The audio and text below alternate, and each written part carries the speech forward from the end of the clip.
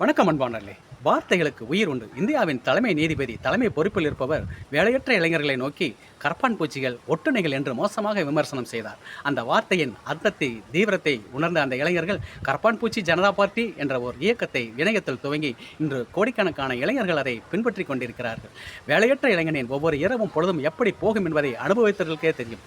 சமீபத்தில் தமிழக அரசியலிலும் தமிழக வெற்றி கழகத்தின் இளைஞர்களை நோக்கி தற்குறிகள் என்ற வார்த்தை பயன்படுத்தப்பட்டது.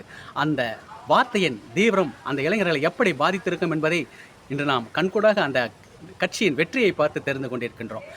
சமீபத்தில் நாடாளுமன்ற உறுப்பினர் ராஜா அவர்கள் தமிழக வெற்றி கழகத்தில் அங்கம் வகிக்கும் விடுதலை சிறுத்தைகள் கட்சியும் இந்திய யூனியன் முஸ்லீம் லீக் கட்சியும் மோசமாக விமர்சனம் செய்து பின் அந்த பதிவை நீக்கிவிட்டார். ஆனால் அதனால் ஏற்பட்ட கொந்தளிப்பு தமிழகத்தில் அடங்கவே இல்லை. நாம் நல்ல வார்த்தைகளை பயன்படுத்துவோம். உதாரணத்திற்கு வேதாத்திரி மகரிஷி கற்றுக் கொடுத்த வாழ்க மடமுடன் என்னும் வார்த்தைகளைப் போல.